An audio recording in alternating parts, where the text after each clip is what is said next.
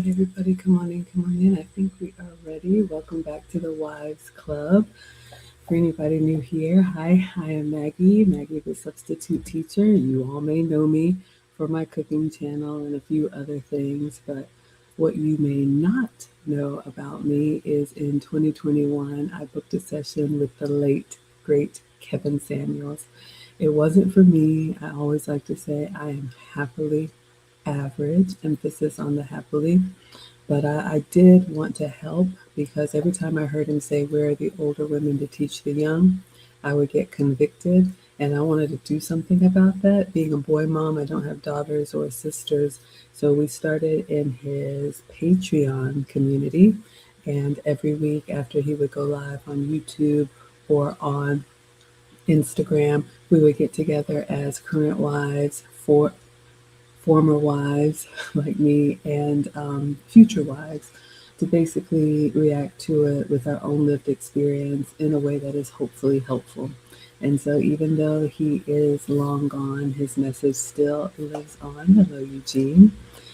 And I want to do my part to continue to give back. So, the Kevin Samuels channel had an episode this past Friday called Reality Check. Does having another man's child affect your chance with a high value man? So, another loaded topic. You already know the answer yes, emphatically yes. So, if you're already offended, I would suggest exiting now. We're just going to have a conversation, ladies and gents who want to listen. I always think about Kevin Samuels asking where are the older women to teach the young, and as a 50-year-old with marriage experience and long-term relationship experience, that's the perspective that I speak from. So hopefully it's helpful. We're going to dive in. This episode was a couple of hours long. I did put the link to the episode in the description, so if you all want to watch it without my commentary, you are more than welcome to do so. All right. So, with that being said, let's continue on. All right. So, the episode started like all of them do with Kevin Samuels having a monologue, and then towards the second half or the second fourth of the show, women would call in and ask their questions. All right. So, in his monologue, Kevin Samuels talked about how to get a high value husband. And you all know, I mean, Kevin Samuels was an image consultant. And so his clientele was men of means who wanted to have, an image that reflected their station in life. That's not all men. And Kevin was very honest and open about that. I think it was like the top 10% of men. So, that in and of itself, ladies, I don't think it's wise for us to look for a needle in a needle stack. In my opinion, humbly, I don't think we look for high value men. I think if high value men see something in us that is attractive to them, they will approach. They will usually lead with what they have to offer or their benefits package, whatever you want to call it, and then give us an opportunity to take the test to see if we can stick around for the long term. I mean, you all know, or if you don't know, I was married for 10 years, together 18 years with my college sweetheart.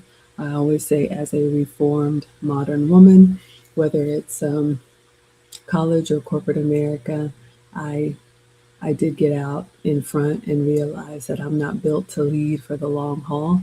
Unfortunately, the marriage did end in divorce, but we co-parent really well, two boys. And so life brought me back to someone from my childhood who is a 1% man. And he sat me down in the beginning and told me what it was, what he was going to accept, what he was going to do for me, and left it up to me. All right, ladies. So I just wanted to offer that. I think sometimes we can lose we can miss the forest for the trees if we think we're going to go out on the hunt. And that's very masculine. All right. So another question that Kevin Samuel said in his monologue, someone had asked him, and I hear this a lot, or I see this in the comments a lot. When the hot seat is getting a little too hot for us, sometimes women will say, well, why don't we talk about the men? Why don't we talk about the men? The dusty, the crusty, the whatever. It's a futile and useless conversation because, ladies, those aren't the men that you want.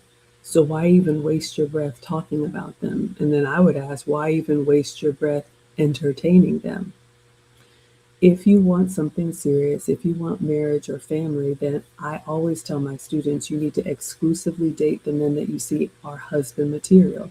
There's no guarantees, but if you'll waste your time with fun boys or boys that you know that don't have anything to offer, that this is just for a short time and not a long time, you're going to end up wasting your own time. So it's not worth the conversation. Do they exist? Absolutely.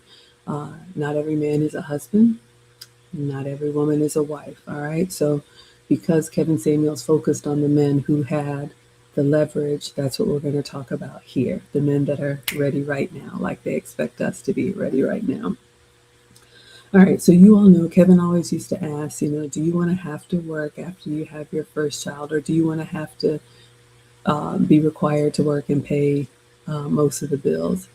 Now, I know not all, not all, not all, but ladies, if we're being honest with ourselves, or take it from an older woman, even if you are working now, and I remember being young and ambitious and headstrong, and I still work now, but I work in a way that prioritizes my relationship.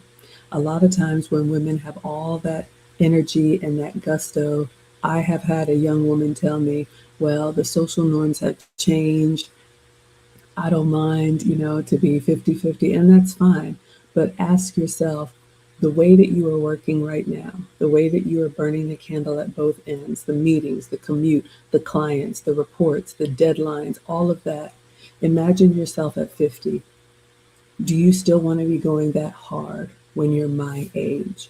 So I really hope that this offers some insight into the future. And ladies, you can start making the decisions now that are going to put you in a place where you're much more comfortable in life later. All right. So if the answer is yes, and you want to do 50-50 until you're 65, that's totally fine. Who am I? I'm just a mom on the internet.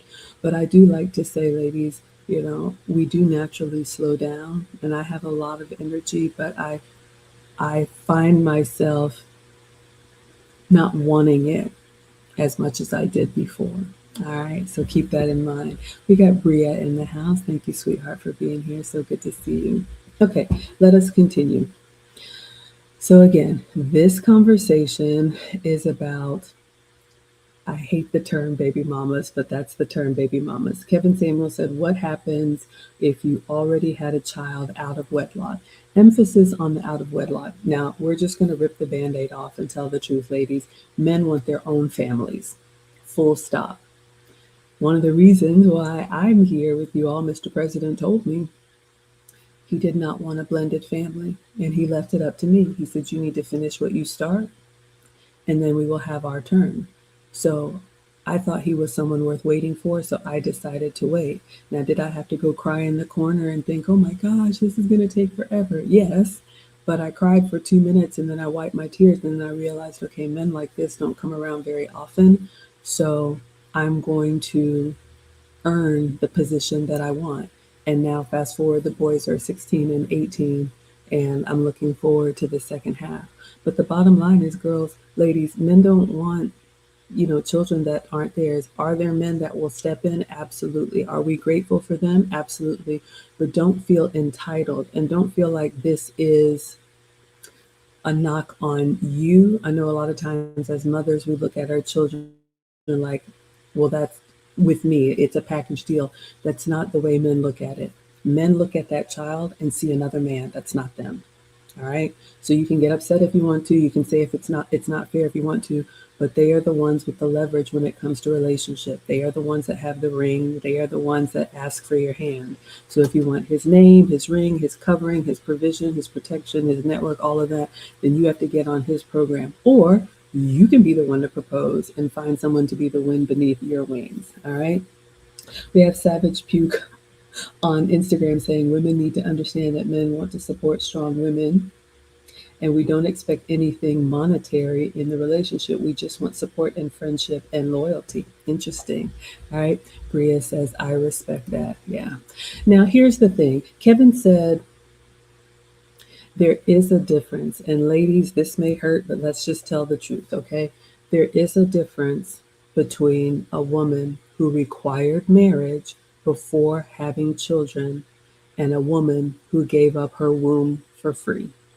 It just is. All right. So you can get mad if you want to, but I have had my man tell me, I have had other men that I value and respect tell me the choices that we make when we have the leverage say a lot about the outcomes that we're going to have later in life. And you all will hear as we talk about some of the women that called in, you're not going to be able to rewrite history and say, okay, yeah, I know that happened, but now I want to come to the front of the line.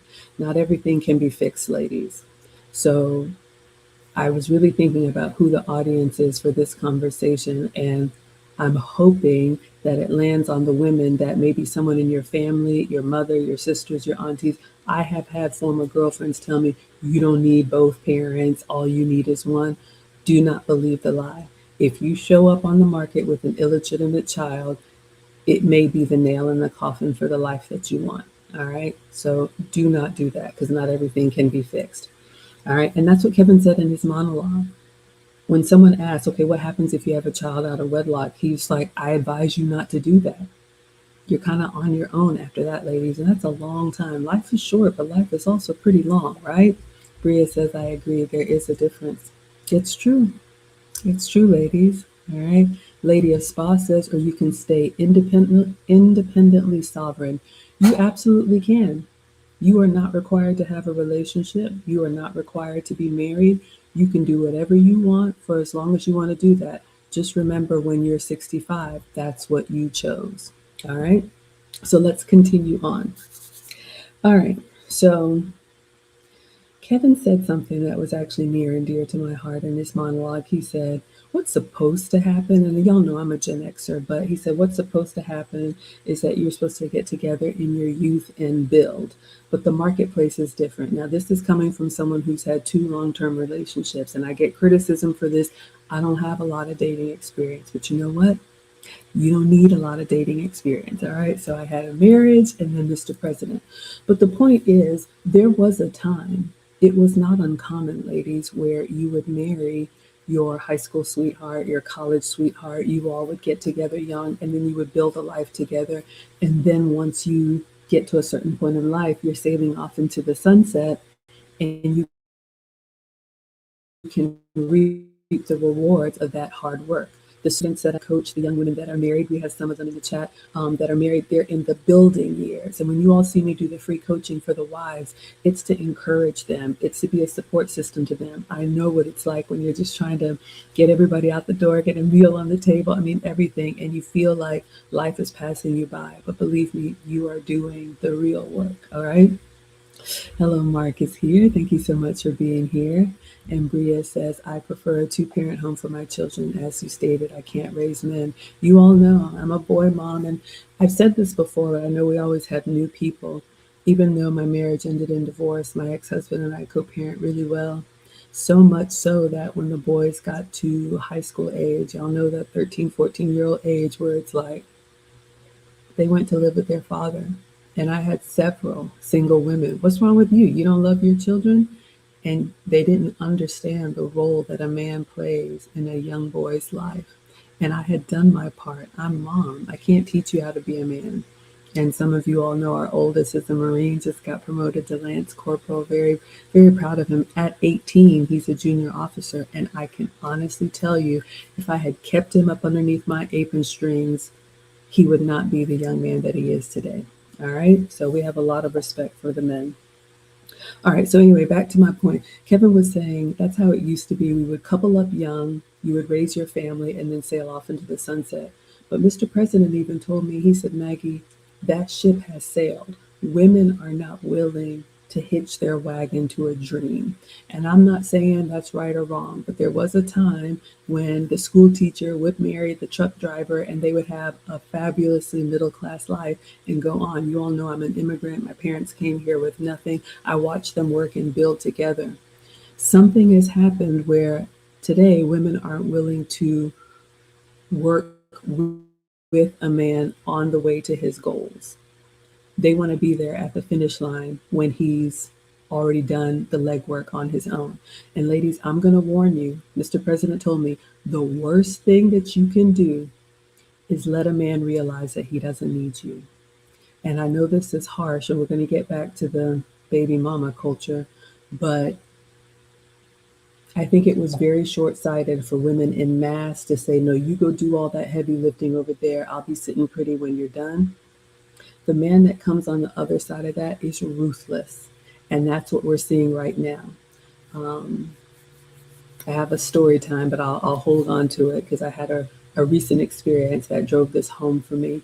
But that's the price that women are paying if you show up when he's already done the hard work. All right. So now he calls all of the shots, full stop. All right. Free agent says bingo. Exactly. Thank you so much for being here. Thank you for the hand claps, Bria. Okay. So now the dating market is different. And ladies, we have done this to ourselves. For those of you all that are on the market trying to date, apparently the rules have changed. I came up where you married somebody from your small town. I'm a small town girl, be with somebody from the small town. But now you all want to be out front, competing, with everybody for everything. So the rules have changed, and this is just how it's going to be, unfortunately, until it changes again. But I don't think that's going to happen in my lifetime, sadly. Okay, so Kevin was telling these women, all right, good luck. So now you want to come to the market, which is already more ruthless, and then you want to come with a baby on your hip or somebody else's kid. And God help you if you didn't require marriage before, and now you think you're going to compete with someone who is not attached, who is not tethered. Mm-mm. It's going to be incredibly hard for you. I would just say, don't even try. Don't even try to set your sights on a high value man. I know that may be what you want. We all want to wish upon a star. We all think we're some type of princess, but it's better to find somebody that you can work with, because Kevin said this later on in the episode where so many women, you only have that narrow view of that high value man that you think that you want. And so you discount other men that would be a good viable option for you until it's too late, and then you end up with nothing. All right. Thank you, Gabe, on TikTok. He says, thank you for all of your work. You're so welcome. And I'm happy that this is helpful. Okay. So, marriage, ladies, marriage. Engagement is not enough. Kevin said that. I don't know where we got to this thing. And I have my notes here, so forgive me for looking down. But I don't know where we got to this thing where it's like, we can be engaged for 100 years and act like that means something. You all know Lucy and I have retired from the finishing school, but if you want the proper etiquette, not that anybody asked, but an engagement is only supposed to be maximum 1 year. You're planning a wedding, you give people notice, and you're married in a year. Being engaged and living with somebody and shacking up and playing house and doing all this stuff, no judgment. You can do whatever you want to, but nobody respects these long-term marriage, long-term engagements. All right. So if you have illegitimate children and you're like, well, I thought we were going to get married, or we were engaged, or we were talking about it, or he said, none of that matters. All right. All right. So thank you. Savage is agreeing on Instagram. Okay. So let's continue on. Still in his monologue, Kevin Samuel said that most women, even if we are working, we want a man who makes 1.5 times as much as we do. All right. So hypergamy is real, ladies. I'm not going to knock any of us for our nature. We want to marry up. But just like we want something, just keep that in mind that the men want something too. They want something for their investment. We want something for our youth, our beauty, our fertility, whatever it is that you are offering that hopefully the man that you want wants. Bria says long-term engagements while starting a family can prolong the marital goal. I've witnessed it time and time again. Yeah, and I don't want to get derailed, but I wonder about these engagements. You all know what a proper proposal is. And I think sometimes women just out of shame or embarrassment just say we were engaged because they were living like a married couple, or maybe they talked about it one time at band camp, or even worse, maybe you wrestled that man to the ground and said, you got to marry me. Oh, that's the engagement of my dreams, isn't it? Let us continue. All right, so Kevin is continuing on. He said, what should baby mamas have to do to get a high value man? And this is going to hurt. I don't think it's going to happen. And I would rather tell us that in love than to watch young women believe the lie that you can have anything you want to have. Like they used to tell us when we were kids, you can be anything you want to be. Mr. President will say, no, you can't. No, you won't. In my dreams, sometimes I wish I were a prima ballerina. I don't have the skill, I don't have the body type. So wishing upon a star is not helping us. Another year is going to go by, another birthday, another holiday, another something, and you're still in la la land pretending that your life isn't what it is. So let's all agree to approach this with the truth that may hurt, but it is the truth, okay? So Kevin again said there is a difference between single mothers and baby mamas. And I know we have men that watch the space. If any want to share, you're welcome to, or you can just sit back and, cover us like you do. But it's true, ladies. It's going to be a lot harder for you to request marriage from a better off man than the one that you gave the ultimate reward to. It's just not even logical. And the way men look at it, you look at it, women look at it like, okay, well, I was young, I was dumb, I want to do over. I want to try again. Like we can just erase it and start over. But that is a constant and consistent reminder that someone else got it basically for free. All right. And so, ladies, you really got to think about that. The world that we live in, there's too many options for birth control. I'm not going to get into all of that, but there's no reason for you to just be having kids just because you want to. You're going to pay the price for that. All right. Let us continue on. So we talked about there is a difference. And in case anyone doesn't know, a single mother is a woman who required marriage before she had children. So she was legally married. Maybe the marriage ended up in divorce, like my case. Maybe she is a widow. Those are really the only two options, but you had to have been married before you had your children. Anything else, you are a baby mama per this episode. Um, I don't want to use the word that we all know, but there is a time when a child born out of wedlock had a very harsh name, and we're not going to blame the children, but ladies, says it's true. It is true. And I'll tell you this, as an older woman, the men that we want, Kevin said that in this episode, they have a social network, and every man wants his wife to add value. That is our job, ladies. We need to be an asset and not a liability. And he don't want to have to tell that story over and over again, like, what happened over there? It's going to hurt his reputation. And if you say, well, that ain't right, well, maybe it's not right, but it just is. Okay. And that's why a lot of times, sometimes, ladies, you may say, well, I could be great, but he's not willing to take that risk. All right. So don't put yourself in that position. So Kevin said, we have taken away the consequential language, but not the consequences. And, I don't want to say the word. I watch a lot of old films, but you all know what a child was called that was born illegitimate. But it doesn't matter. Even if we don't say the word, the sentiment is still there. And I know, especially in our community, I don't know, what is it, like 70 or 80% of children are born outside of wedlock or raised in not in a two-parent home. It doesn't make it right. Just because it may be the norm now, it doesn't make it normal. All right. So we can turn that around.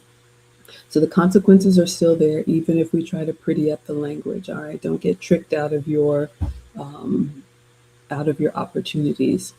And Kevin put the responsibility squarely on the women. He said, you chose to have a baby before marriage. And ladies, it is very, very rare that this happens without your consent. Let's just say that. A lot of times women think, well, they can hurry something up, or, in my mind, he's going to be a great dad, so I'm just going to surprise him, or what. I don't know. I waited. Even being married, and we were married like 6 or 7 years before we had the boys, I waited for my husband to ask. And then after we had one, I waited for him to ask for the second one. And I offered a third, and he said, no, I think we're good. And we stopped. So you can do whatever you want to in your marriage. But I think just making such a decision like that willy-nilly on your own is not helping you. We got big guy here. Hello to you. Thank you so much for being here. Bria says, I believe my husband valued me prior to me taking your classes and watching your videos. Now I really feel like my value has increased. I'm unsure how to explain it any other way. Thank you, sweetheart. Thank you for saying that. I appreciate that. Okay, so let's move on. We're still in Kevin's monologue. He said that baby mamas want men who can pay the bills. They want more. Now, here's the thing. I was thinking about the courting phase. Ladies, you've heard me say it before. The purpose of dating is to determine if this is a suitable match for marriage or long term. Anything other than that is just a waste of your time if you want something real. All right. All the fun stuff will come, but that man is vetting you and you need to be vetting him. And when Kevin said this in this episode, it made me think baby mamas want a man who can pay the bills. They want more. So I'm thinking about the dating, the courting phase. That should be fun, falling in love or whatever. That should be the fun, light-hearted, getting to know each other part of the relationship before things kind of get heavy and serious. But the problem with a woman who's already a mother is she's bringing that heaviness and bringing that seriousness into the light-hearted courting fun part of the relationship. And I thought about this. I'd never thought about it before. I'm like, you know what? That's got to be a burden for a man who just wants to get to know you, just wants to get to spend time with you. But we know how it is when you have children. You're always looking at the clock. You may have to get a sitter. You're waiting, you're staring at your phone to see if excuse me, if there's an emergency.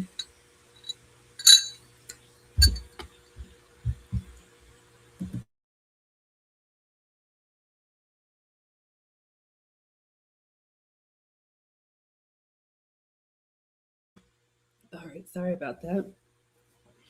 So when you think about a mother in the dating market, it's a very different experience, ladies. And I don't think that's the experience that men want.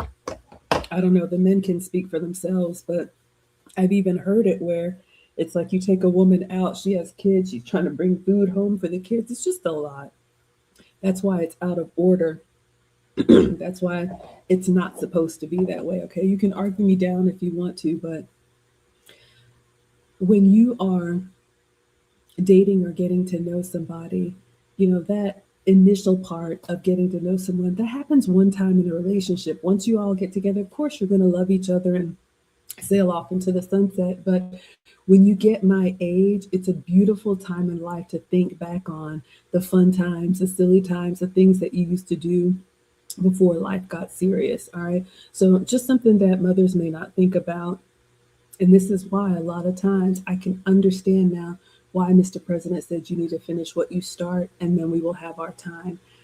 It hurt at the time. I was thinking, oh, my kids are great. Of course, I think so. But when they become teenagers and start punching holes in the wall, it's different. And Lucy actually told me, if we had gotten married earlier and tried to blend all of this together, who knows if the relationship would have lasted. So I realize now he is so wise, and I look forward to the second half. All right.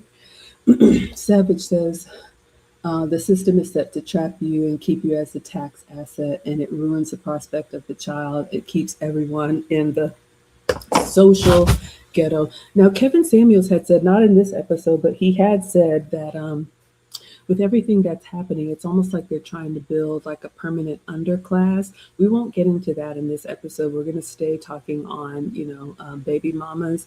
But, when you think about the consumer culture and the drive to have more and more, and everybody's working and going into debt, and we just got to keep up this lifestyle. Life really does pass us by because we're just, excuse me, living hand to mouth.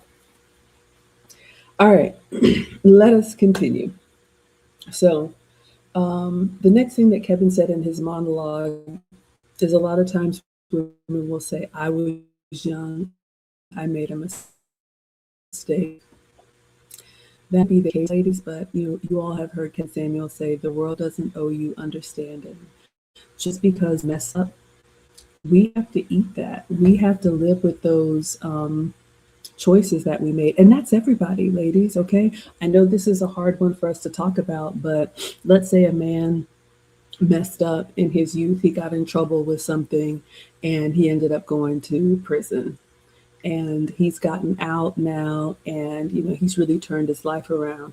However, there are some consequences that he's going to have to deal with for life. Maybe he can't travel, maybe he can't do whatever. And ladies, there are going to be some women that are like, you know what, you're a nice guy, but I can't move forward with this. You having a record is going to be, it's going to hurt, you know my family or brand or whatever it is. So it goes both ways. I know we're here to talk to the women, but all of us, all of us have consequences because of the decisions that we've made. All right. We're all going to make mistakes. I just don't want the young ladies to make mistakes that are going to cost them what they would want to have in life. Right.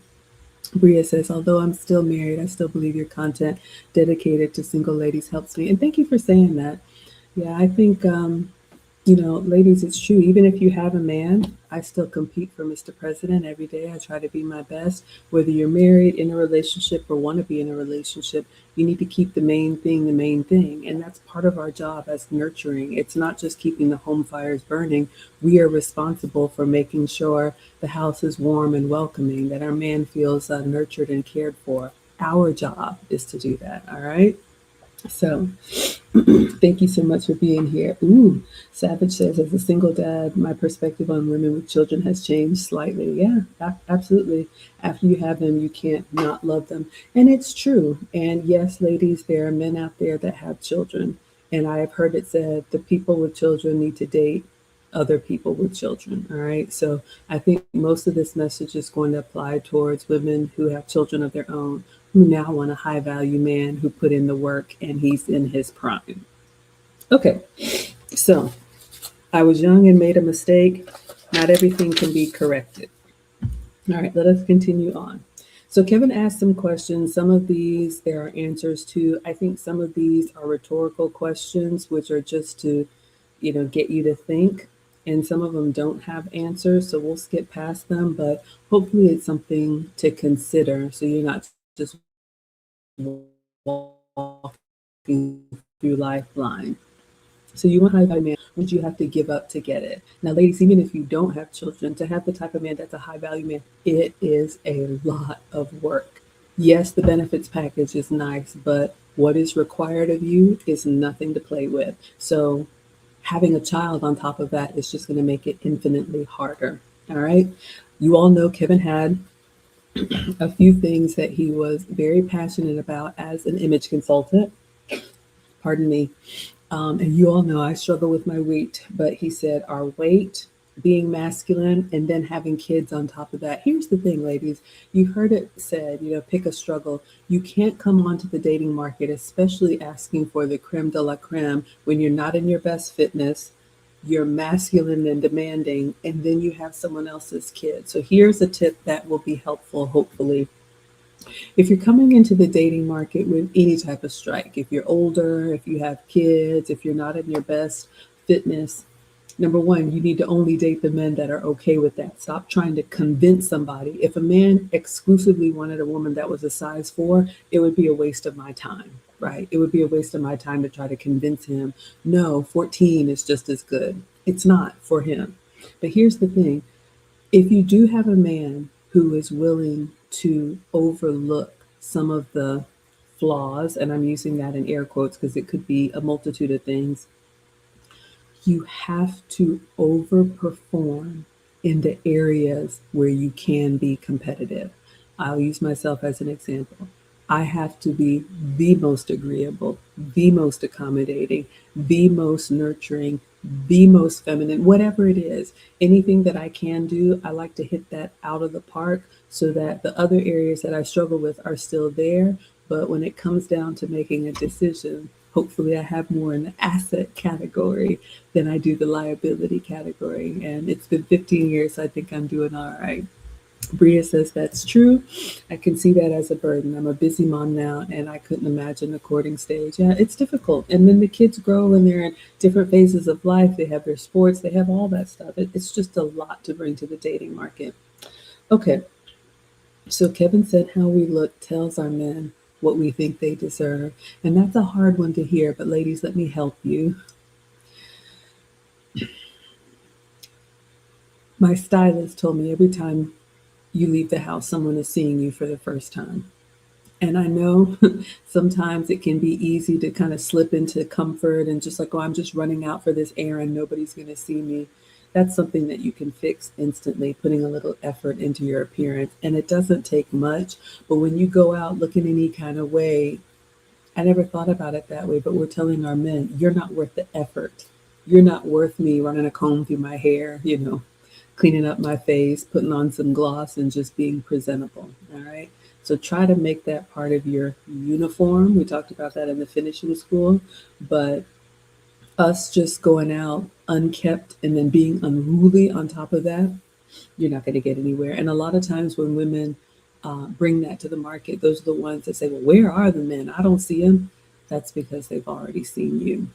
All right. So be mindful of that. So again, we've talked about marrying a high value man, which is extremely difficult. Kevin said dating and kicking it doesn't count. And here's the takeaway on that, ladies. A lot of times women who will be entertained by these men equate that with I'm on the road to marriage with this man. And that could be farthest from the truth. A lot of times, because these men are able, they can spend time with you, they can spend money on you, they can take you out or fly you out the whole time knowing that it's not progressing anywhere. All right. So don't confuse time spent with progress in the relationship. How can I be helpful? Um, Men lead when it comes to relationships. And ladies, you need to allow that man to define what this is. Don't jump out in front. Don't say, well, we've been together for X amount of time now, so we need to be, you know, exclusive, or, I need to be your girlfriend. Wait and watch. These kind of men do not lie because they don't have to. If he's only calling you once a week and seeing you once a month, there's your answer. Because the men that are serious, they get straight to the point. Like I told you, Mr. President brought it up on the second date. We're going to talk about that tomorrow at the ladies' table. And I think part of the problem we get in our own way because we've told ourselves how this story is going to end. And the man had nothing to do with that. He was just an accessory. That's not good. All right. Mark says the funny part is there are some of us men who exercise routinely and we want to help women who are out of shape get on a plan personally tailored for them. I love that. But don't want us telling them what to do. Yeah, that's such a shame. And ladies, if you got a man who's into fitness, I think that'd be fun to work out together, right? Savage says exactly. Self respect is one of the things men find most attractive. We want strong willed women. That doesn't mean high income, notoriety, or an only pans account. Okay. All right. So let's continue on. So, a lot of times, the way that we show up, ladies, when we want a man who is the creme de la creme, we show up in a way that he's lucky to have me. And let me burst all of our bubbles. None of us are that special. If we were that good, we would have done what we did. The reason we want to be with him is because he has accomplished something that we have not.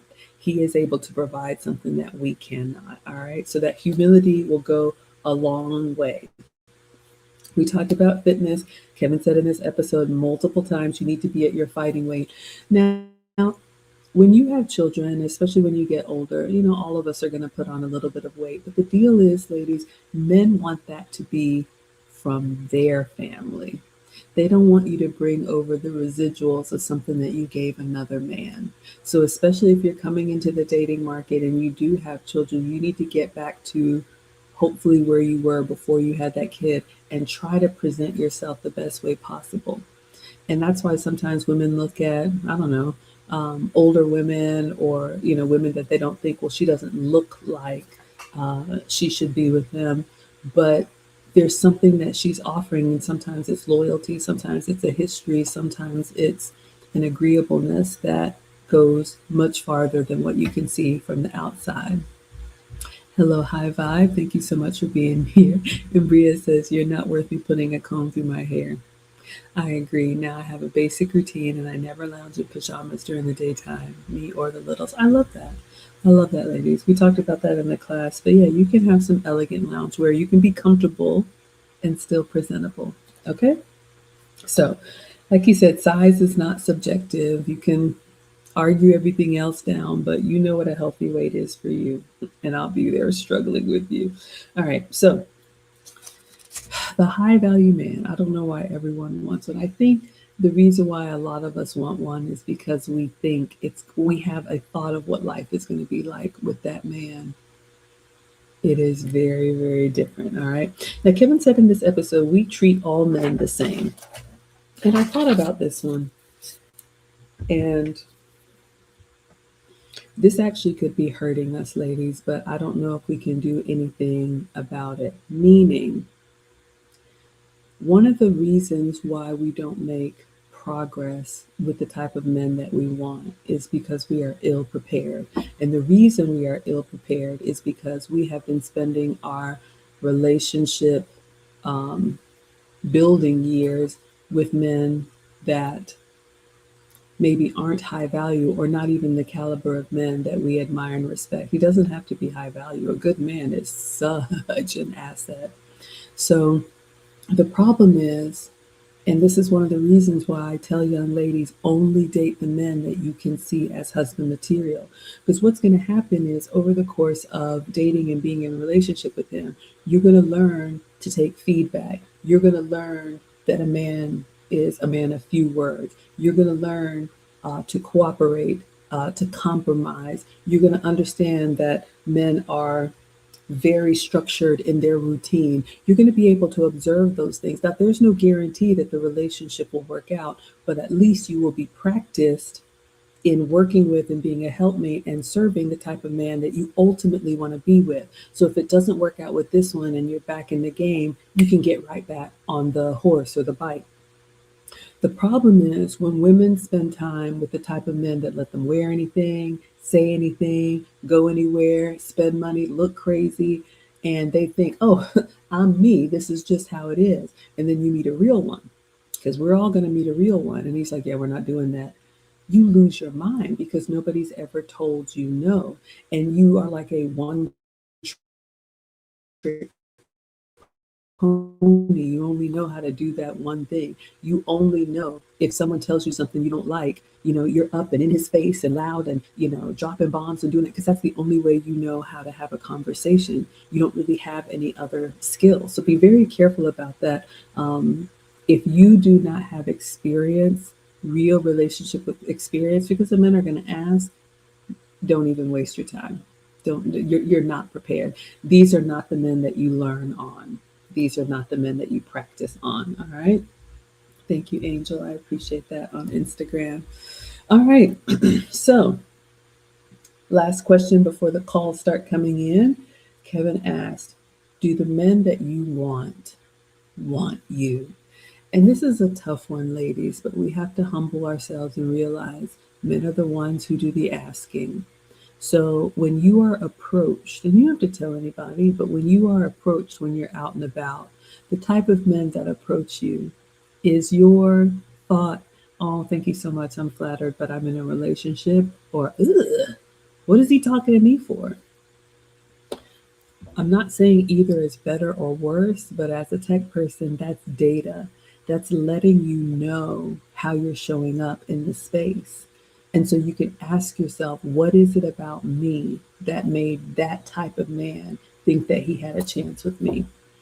Because I'll be very honest with you, not all of us have, you know, everything under the sun trying to holler. Yes, there are one-offs, men are going to try it, but if consistently, when you look at your relationship history, if you're embarrassed by the men that you allow to have access to you, why is that? And what was it about you that made them think, yeah, she's just my speed? Okay. Savage says we don't play games. You're either in or you're out. Yeah, when it comes to relationships, and again, This whole topic is for women who want to marry. I don't even want to use the term high value man with respect. I know Kevin is no longer with us, but I would just say a masculine man. It's already hard enough as it is. Trying to go for high value, you can try. And Mark says water seeks its own level. Absolutely. Okay, so now the callers start calling in. So we're going to talk a little bit about who called in and what Kevin had to say. So the first lady who called in, and again, welcome in everybody. This episode is from Kevin Samuel's Does Having Another Man's Child Affect Your Chance with a High Value Man? It was a long title, but I think we are seeing the answer is absolutely yes. Okay, pardon me. So the first woman who called in, she's 25 years old and she had a 7-year old. So she got started young, and all of these women were baby mamas. I think the very last one was a single mother. So just some questions that Kevin asked her in the conversation. Let's see what we can learn from it. All right. So he asked her, how many high value men are trying to marry you right now? And I'm almost embarrassed to repeat some of these questions because the answer is obvious, right? You wouldn't be calling into Kevin Samuels if you had a line out the door of proper suitors. But ladies, it is a time to reflect, all right? So if you want a serious relationship, look at who is trying to have a relationship with you right now. If you've never been around high value men, if you've never had access to these men, if it's just something that you dreamed up one day, the cracks will begin to show. This is not something that you fake it till you make it. These men will tell you one time, like my man told me, I'm gonna tell you one time and let you figure it out. Actually, he said, I'm gonna tell you one time in a row and let you figure it out. All right. So this is not where you straighten out that learning curve. All right. Savage says this is about building empires. Yeah, the train of thought is required.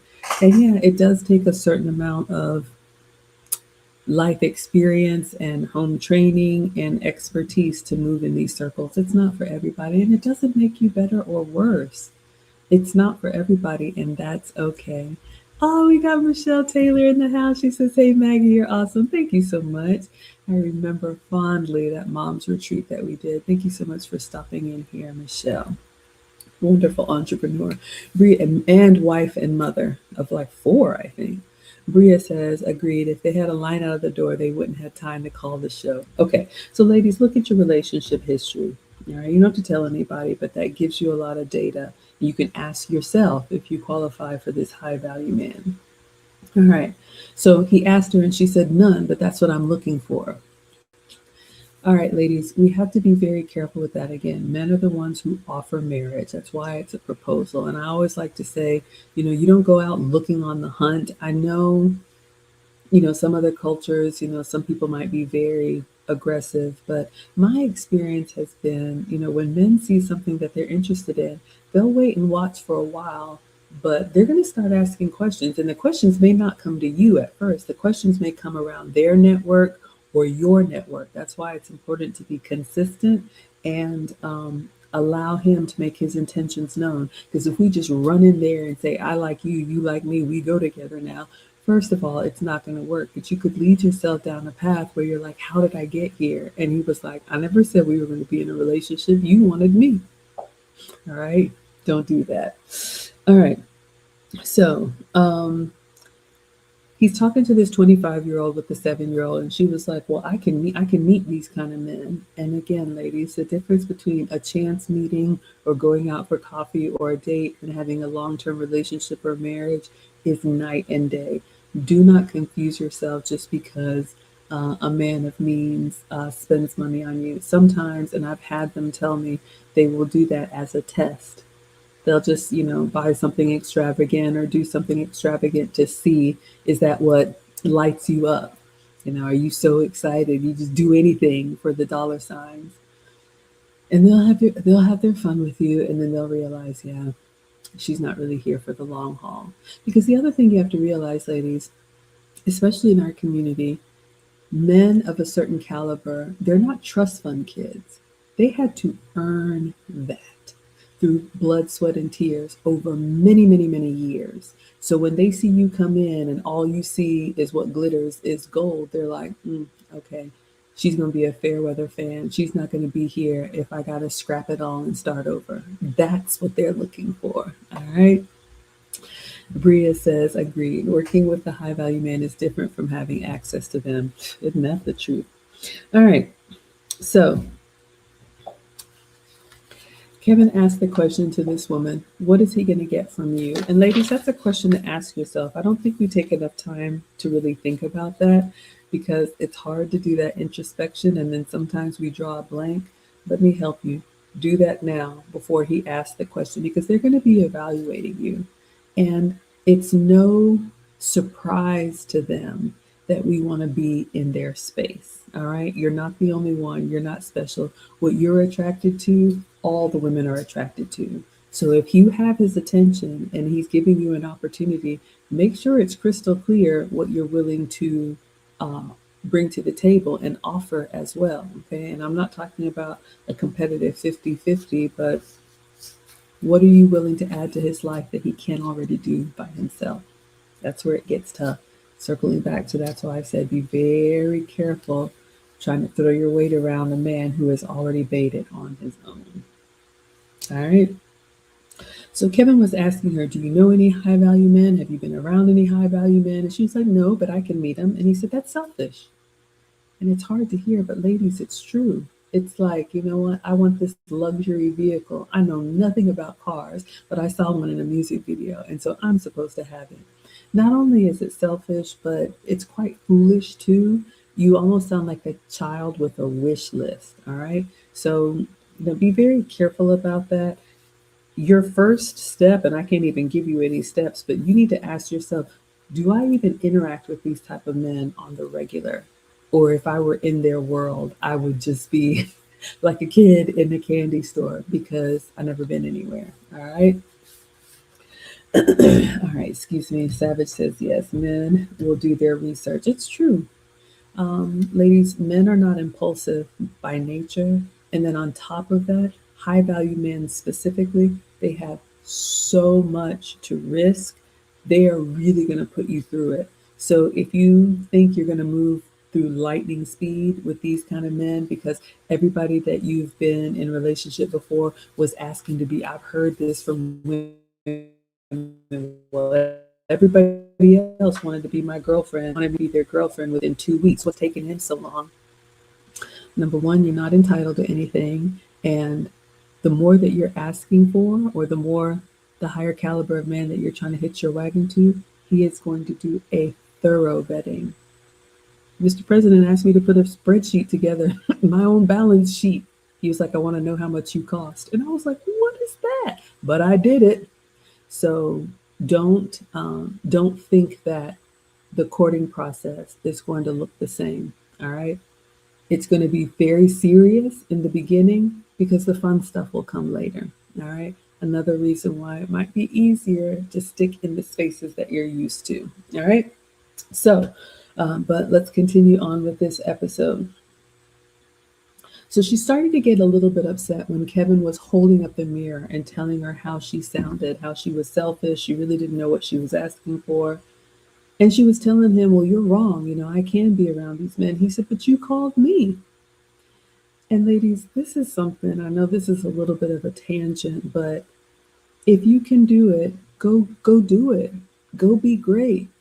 Go be bad all by yourself or whatever. But it's really disrespectful. I have heard men say this, and I've experienced it too. Do not ask somebody for their counsel and then argue them down as to why their reason doesn't work. If you could do it by yourself, then you would be doing it. That's why Mr. President is like, I just let them talk. They don't tell on themselves. So be very careful about that, ladies. I know, especially in our community, it's like we get a thrill out of having, getting somebody told or just, shaming them or arguing with them. But it really makes us look like the fool because it's like, okay, if you know so much, then go do it. That's how the men are. These type of men are not talking with you just to talk. They're not here to debate. They got stuff to do. Either you're on the program or you're not. All right. Bria says, agreed. My husband isn't impulsive. He read me like a book in the courting phase. So he wasn't in no rush to get serious with me. And I'm glad because it helped me to grow. Yeah, I'm telling you. I mean, you all look. I had so many girlfriends in my ear. Oh, he should have married you. And blah, blah, blah. But those were his rules. And he didn't force me to do anything. He gave me the choice. And I'm happier than I've ever been. All right. So please believe every man has a vetting process, every man has a timeline, and that's his timeline. All right.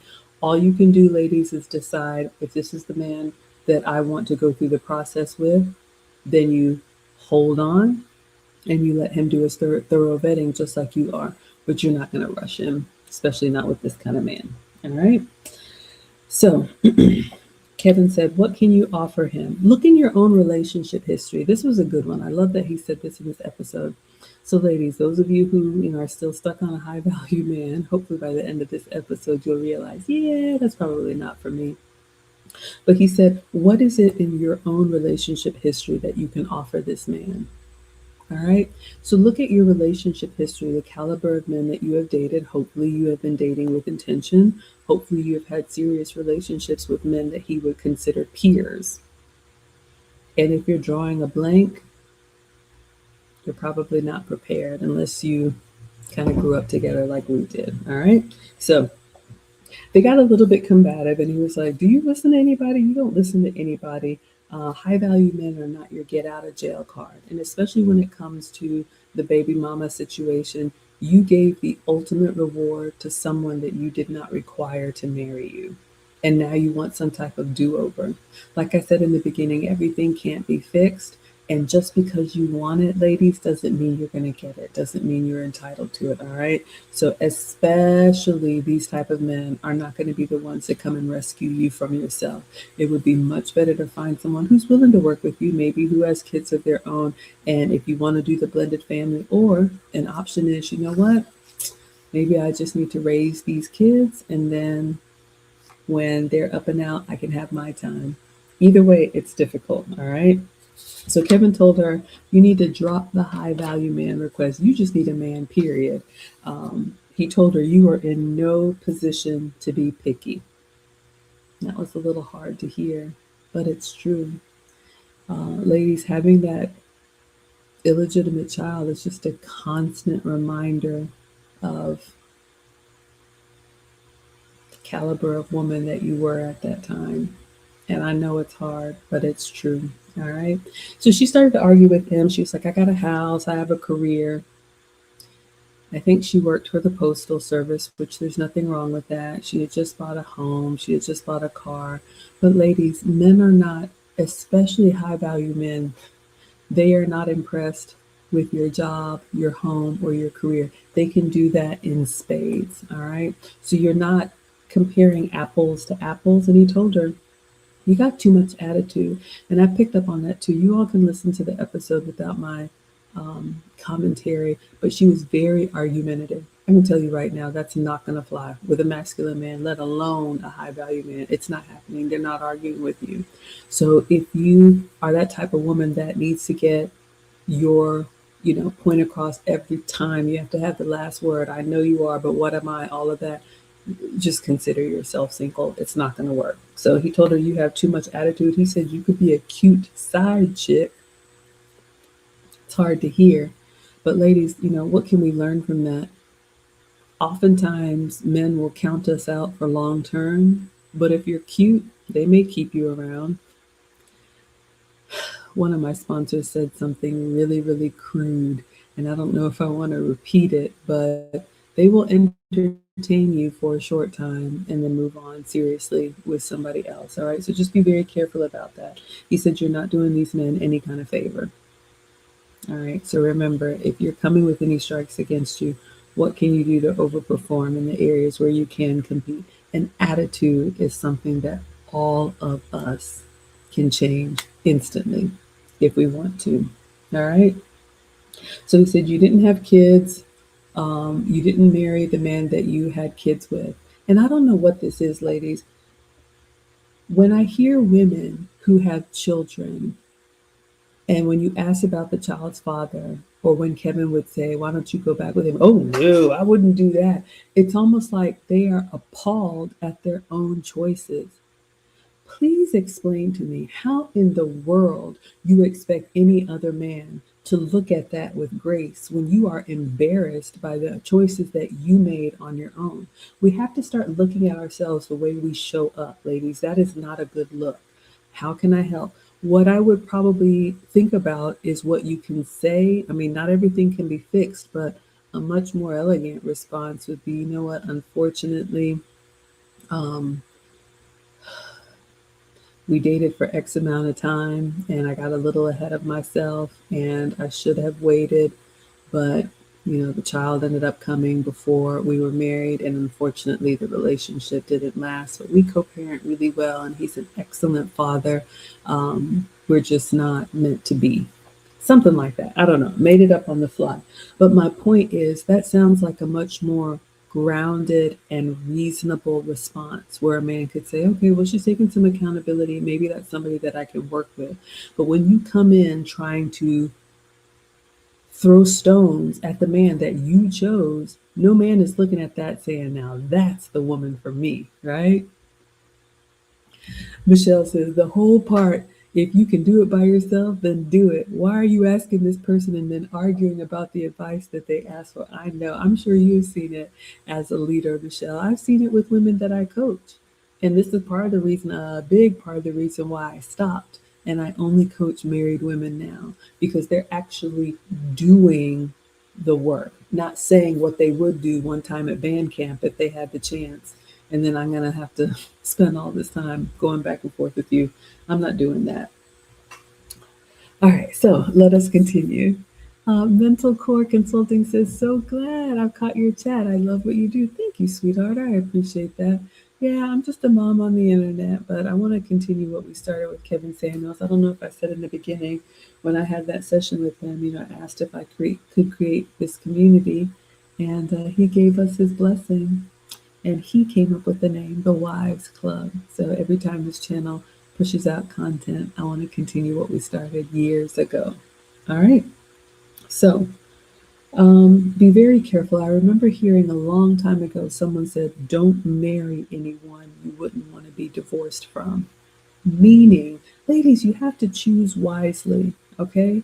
There's no guarantee. But at least, when I look at my ex husband, I can say, he's a great dad. He's taught the boys a lot, taught them a lot more than I could. He's a good man. Maybe we're better off not being married, but we're forever family. So you throwing stones at the somebody that you're connected to for life, it's not good. All right. So he told her, he said, you sound emotionally stunted. Now, obviously, she got knocked up when she was 17 or 18 or whatever it was. But he said something, and I am not a psychologist, okay? But he said something about whenever people go through trauma, a lot of times they stop developing at that age. And so she's 25, arguing back and forth with this 50-something-year-old man that she called into to get advice from. And he said, I feel like I'm talking to a 17-year-old. All right. Because she just had this like Disney fantasy about what she wanted. And he said, it's not about you being happy now. You got a whole kid here. It's about stability. Ladies, it gets really serious once you have kids. And that's what I talked about. When you're trying to date and you have kids, there's just a heaviness that comes there that your competition doesn't have. The 25-year-old that is untethered can be spontaneous, it can be two-piece ready. She can do all these things. And so, not all of us have that, but what do you have and how is it useful to the man that you want? All right. So he said, you all know Kevin Samuels could be very polarizing. And when you escalated with him, he would give it right back to you. He told her you qualify for minimum wage. I'm not going to say that, but I will say this. When I met with him one-on-one, he was very gracious, but it was an example as to how men of a certain caliber, they're not just going to sit and take it. So if that's what you're used to, you got another thing coming. All right. He asked her another question, ladies, you can ask yourself. He said, is it fair for you to drop your messed up life on somebody else. And I know, again, that's hard to hear, but I think if we allow the men to speak unconstrained, we will realize how we show up to them. So you got all this chaos in your life. You got somebody else's kids that you don't think highly of, and you're bringing all that with you. You may not see yourself that way, but that's how we show up. And he was asking, so to the man who has kept his nose to the grind and made, the best version of himself, and now he's ready to create a family of his own, and he has, a lot to offer. Is that fair for you to bring your mess to him? Because one of the things that he asked her, I think in this episode, she was like, well, I just don't think it's fair that I'm being judged for the decision that I made. Well, you can think what you want to, but like I already said, the consequences are going to follow us, right? Definitely unfair. So, yeah, some good food for thought. So he said, you've already messed up your life. Stop digging. You need to get out of your own way and get out of the ego. Get out of the ego that you have. And, he used the word delusion. And I know this is another one that triggers a lot of women, but hopefully when you listen to other women, or I know when I used to watch Kevin Samuels and I would see other women, I remember thinking, oh my gosh, do I sound like that? Do I look like that? Do I show up that way? And you can course correct privately without embarrassing yourself. All right. So that was pretty much the first caller. And he warned her. He said, someone like you're going to make your kids guilty that they need to take care of mama, because there was a desperation there. And ladies, especially when you have children, illegitimate children or otherwise, there can be this desperation that comes with you. Like, I need a man. I have seen this with women, like as they get older or as they have more baggage, now their list of requirements gets even higher. Their timeline for when you need to lock it down gets even shorter. It is so counterintuitive, but be careful about that. He said, you're the type that's going to make your kids, as soon as they turn 16, get a job and pay bills because you're so frustrated and miserable with your own life. So be careful about that, ladies. Just know when you're coming into a relationship with somebody else's kids, it's going to be harder. And I think if you accept that, being able to work with what you do have access to instead of cherry picking the creme of the crop is going to keep you from getting disappointed over and over and over again. Mental Consulting says there's a difference between men arguing emotionally with a woman versus a man free to express his boundaries and hold a woman accountable to her words and behavior immediately. Yeah, absolutely. One thing I'll say, ladies, high value men, they're not arguing with you. Mr. President told me I don't talk to women. I'm not talking to you. I'm telling you what it is. And I know it's harsh. I know. I love it, but I'm like, oh my gosh, this is horrible. But the reason why these men are so ruthless is because they look at us like, if you knew better, you'd be doing it. But you're here with me, so it's going to be my way. Welcome to Life with a High Value Man. All right. So if that offends you, then steer clear. Doesn't make them a bad person, just makes them very resolute. All right. Free Agent says, take your messed up to credit for a bank loan. It's denied. The bank evaluates just like some people. That's a great example. I love examples that are outside of the relationship space. Like me, I mean, look, I'm a chubby girl. It's like I can't convince somebody who wants somebody who's going to be able to slip into a size 2 black dress. That's never going to work with me. So I shouldn't bang my head against that wall. Core Consulting is saying facts. Okay, so that was caller number 1. Let us continue on. Caller number 2. She was 30 years old, and she had a 7-year-old daughter. Okay. This one was a doozy. So she was dating a man for 6 months. It was not exclusive yet. And how can I say this delicately? She was waiting and saving herself for something, I don't know, because she wasn't pure. because she had a 7-year-old daughter. And so Kevin told her she was being stingy with the goodies. Again, his words, not mine. He said, "You are a used vehicle. Men with options don't play these games." Okay, ladies, how can we be helpful?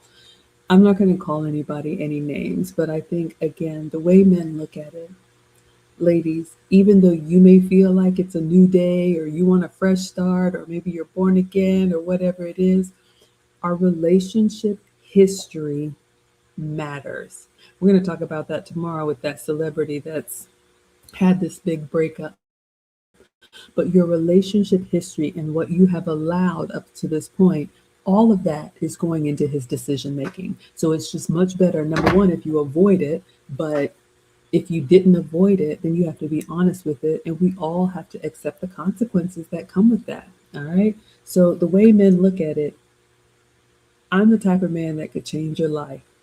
And you want to put me on the spinning wheel for 6 months when, and in her history, she was with a man for a year or less than a year. He was like, that other man, who is not the type of man that you want to marry, got a whole kid in under a year. And I'm supposed to wait? It was hard to hear, ladies. It was really hard to hear. So hopefully this is making sense why you're not going to be able to go from baby daddy to high value man overnight. It's just not going to work. And, one of the things he called out with this woman, he's like, you're getting advice from women. Ladies, especially when it comes to men of these caliber, you need to listen to the men, all men you need to listen to that you would consider relationship material, but consider the source. I will say this, I am very leery to listen to people who have not done what they're telling you to do. And that could be in any space. We talked about finances. I wouldn't listen to anybody who can't manage their money telling you how you can get rich. I wouldn't listen to anybody who struggles with their weight telling you, here's the workout plan. Same thing with relationships, ladies. And here's the scary thing in this space, there are so many women and coaches and all of this stuff that will take your money and sell you a dream.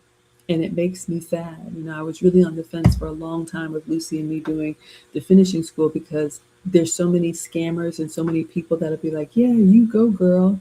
Um, it takes a long time to build trust and build a reputation. So just be careful about that. Look at the spaces that you listen to.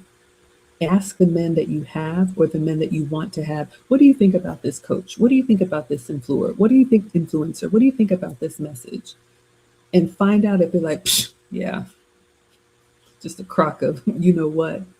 They'll tell you and they'll let you keep, spending your money and doing that. And they'll be like, yeah, it's worthless. All right. So he asked this young woman, he said, can this man tell his colleagues about you?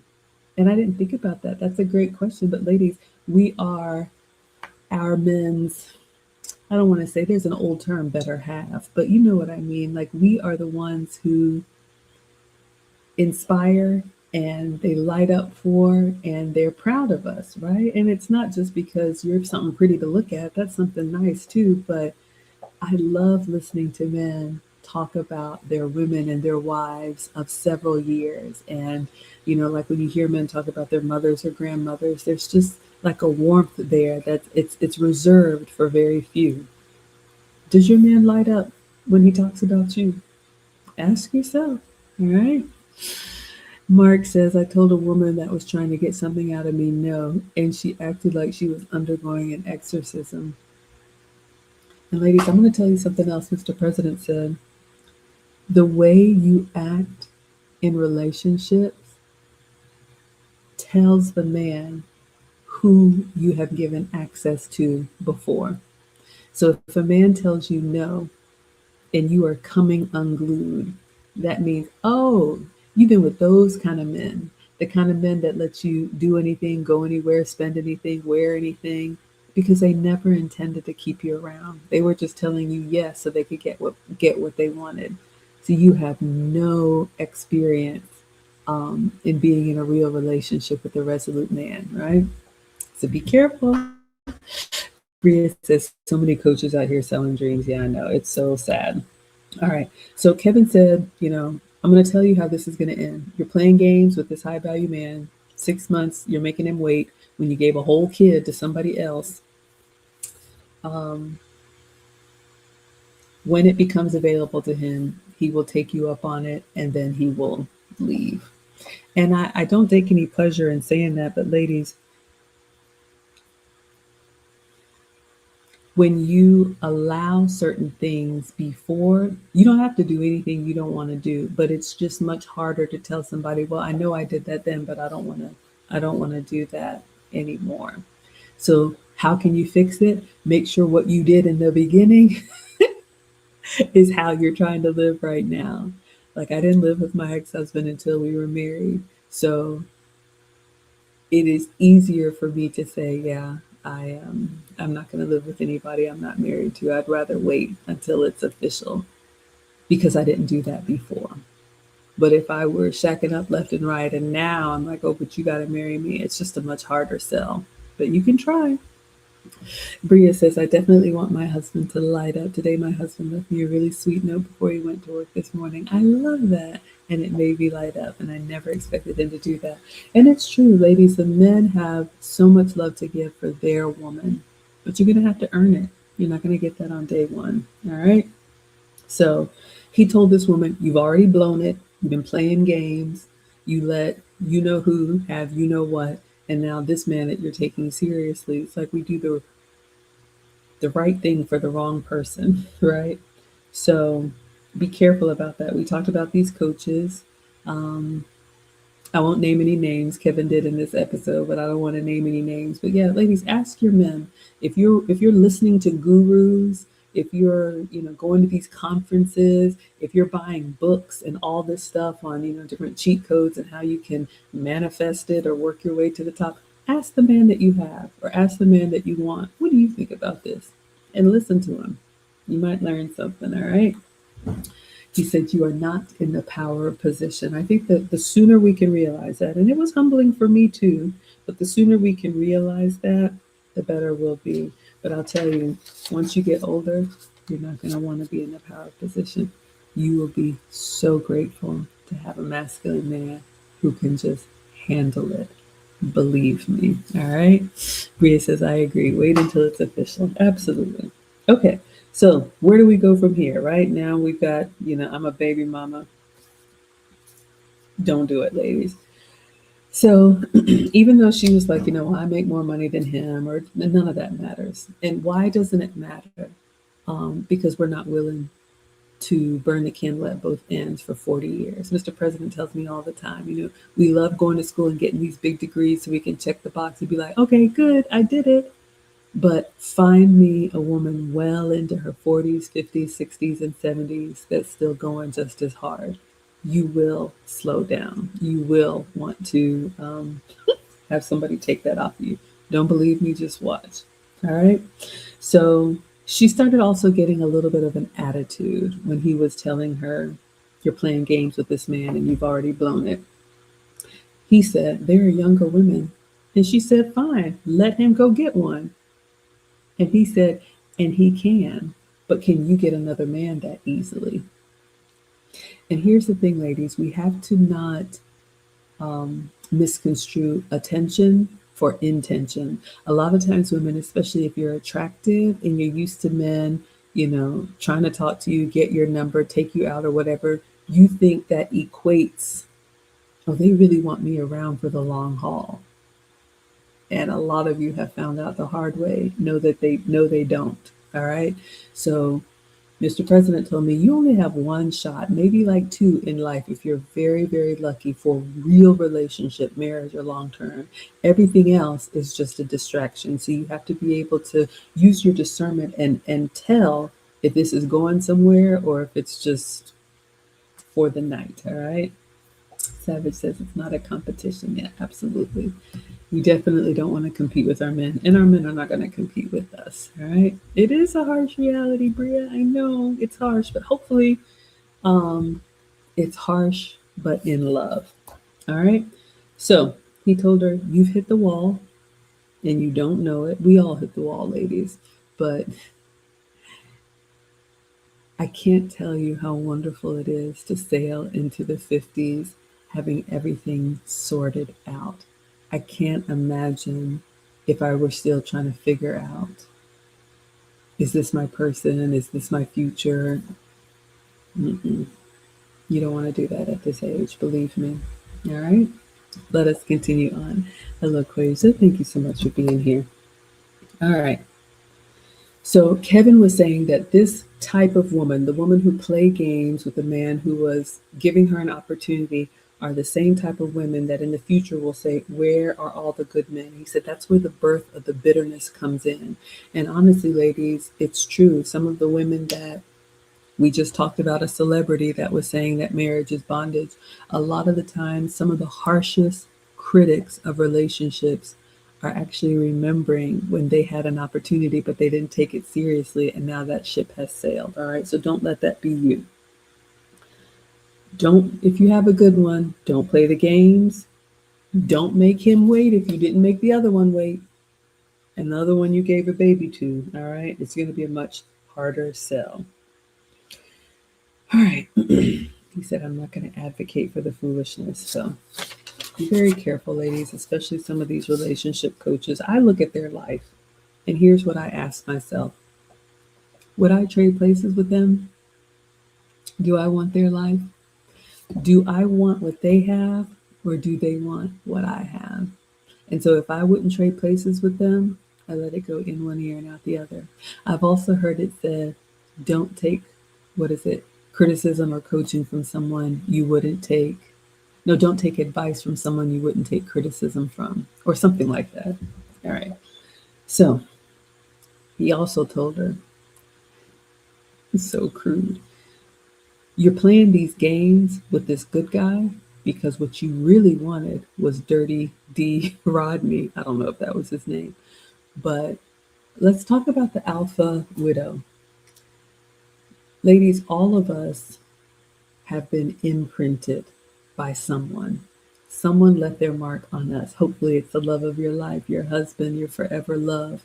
But a lot of women allow themselves to get alpha widowed or imprinted or hitch their wagon to a dream that's never going anywhere. And they are just stunted in that heartbreak, or, you know, I can't even call it a broken family because it really wasn't a family because the man didn't establish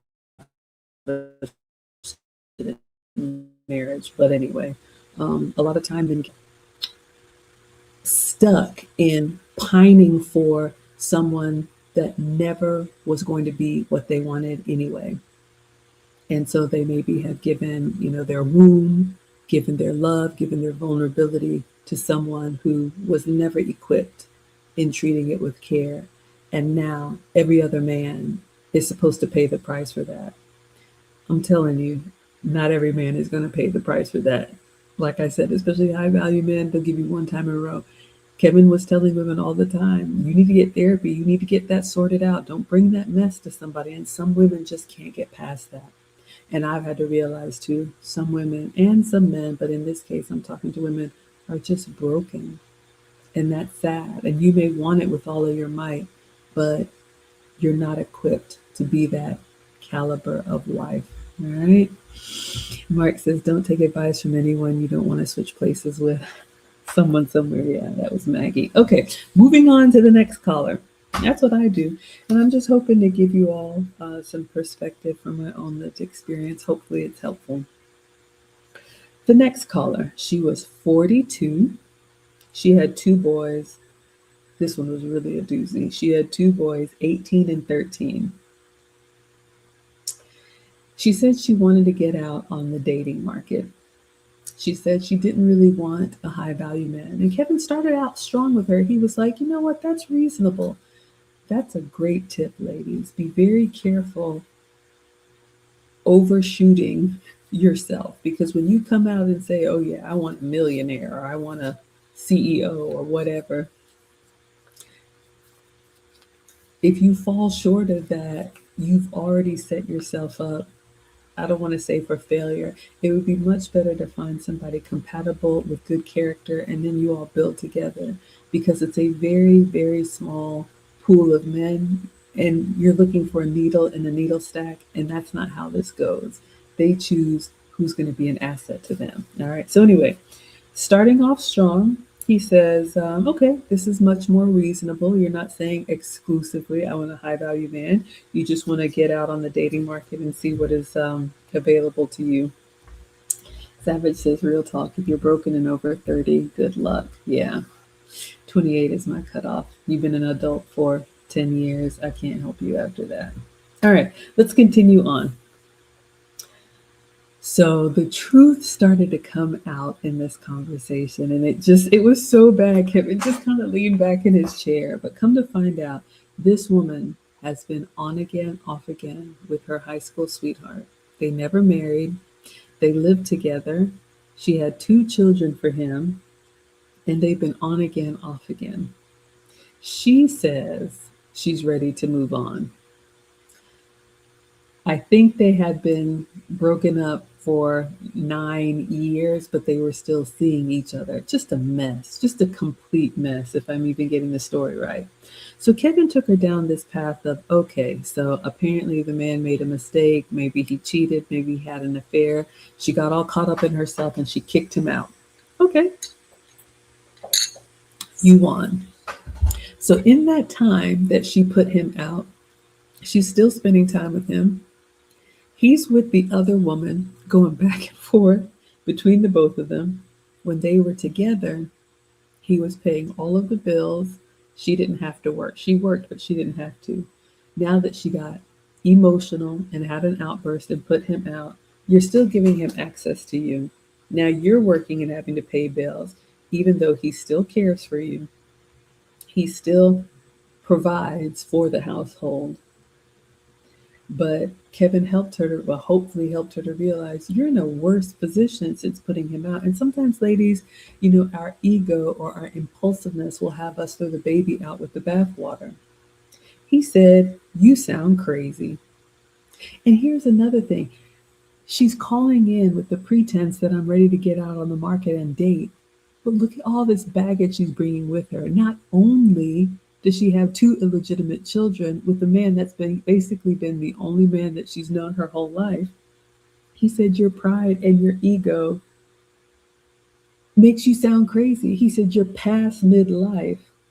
And he told her, and this is going to be so hard to hear, but he said, you either need to get with that other woman because both of y'all know about each other, share that man, come up with an agreement to share that man, bring him back home, or die alone. And I know some of y'all are howling at the moon at that, but we have to look at our relationship history and what is coming with us. This woman, all she knows is this man, whether she's been with him or been separated from him, but still, however many times a year, doing what they're doing. He said, a man like me wouldn't touch anything like that. You're still in love with that man. Oh, no, I'm not. No, I'm not. He said, you should have fought for your relationship. Whatever happened, however many years ago, and y'all are still seeing each other.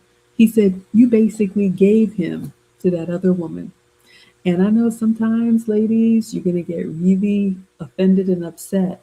And I'm not here to tell anybody what you should or shouldn't do. But you got to really ask yourself if this is the mortal sin, if this is the nail in the coffin. And if it is something that you can't get past, that's fine. But you need to know everything that comes along with that. And are you okay with that? Right? So he said, no other man is going to touch you. All of this stuff, it's just unheard of. It's just a complete mess. It's too many messy details. And he said, in Gen X, a lot of times we think we can just turn it off and turn it on. She was like, no, I'm ready now. No, we're done. We're done. I'm ready now. And he was like, that man is imprinted on you and you're imprinted on him. You are in love with another man. Just admit it. This is the man that you want. And you want to bring that out onto the dating market. At least she didn't say she wanted a high value man, but she thought she was ready for love with all this going on. Nuts, right? Mark said she needed to stop messing around and go on and share. Because Kevin was like, and I know, ladies, you don't want to hear it, but that's what she was doing anyway. And so this is why I tell my young students, marry young and hold on. If you got a good man, hold on. But if you allow yourself to have an emotional outburst and put him out and all this, now she's regretting it. But her ego and her pride won't let her say, you know what, I messed up. We just need to be together. What are we doing? Ladies, you're going to have to compete. You're going to have to fight for your relationship. You're going to have to show up every day. I want to be the best version of myself every day for Mr. President. And we've been together, 100 years, but still, I want to make sure that I show up as my best. All right. So don't let your emotions get the best of you. Jay likes the glasses. Well, thank you. Free agent says a woman told me she's going to an empowerment seminar. I asked her what type of workshops they provide. None. So I said, you're going to pay for regurgitated information. Yeah, ladies, this is something, I hate to say it, but we are very prone to get scammed. We are very prone to get bamboozled. Kevin even talked about, the church in this episode, which I am not going to touch, but women, we survive in community. Men survive on their own. Men are the ones that are going to go into the wild, go into the bush. They are the ones that go against nature. Our nature is to stay in community. So we can get swept up in trends. We can get swept up in motivational speakers. We can get swept up in people telling us, uh, you know, buy this, go there. It happens to us. So we need to know this about our nature. This is why I'm always howling that we are not equal. We are equally valued, but we're very different. So when you know that our nature is to go along, to get along, just be very careful, because especially if you're a high earning woman, you can get used and rinsed for your resources. And believe me, people do not care. I may save my story time at the very end. I want to get through these, and then I'll share my story time about something that happened to me that humbled me and had me realizing real quick life could be different. All right. So um, Kevin told her, with all this mess and you being in love with another man, now you're calling me to ask me dating advice. You want to go out onto the dating market at 42 with all this baggage behind you, alpha widowed from another man. Your ego is in the way, won't let you go back and make things right with him. He said, there's a human being on the other side of this mess. And ladies, we have to realize this. And I get very protective, especially as a boy mom. Kevin Samuels used to say, we need to allow men to have the full human experience. And I think we just get so caught up in what we want. We don't think about there's a whole man, a whole human on the other side of this who has hopes and dreams and fears. He has things that he wants to accomplish, goals, but we just have like all this swirling mess around us. And do we even stop to consider, am I bringing something that's going to be a burden to him? Or am I bringing something that's going to lighten his load? So ask yourself, ladies, right? Savage husbands face the same battles, and hearing from the woman that they're investing in a relationship helps them reaffirm the relationship is worth investing in. Yes, ladies, that's what femininity does. It inspires our men to go, slay the dragons and live to fight another day. That's what we should bring to them. Not our list of requirements, not our bills, not our children's problems, not our baby daddy or ex-husband issues or family or whatever. That's not what they want us for. All right. So he told her again, your development stopped in your teens. This was another one I wanted. And it was completely um, unreasonable. And he said at 42, you're supposed to be teaching younger women about relationships, and you don't even have yours sorted out. It's hard to hear, ladies, but it's true.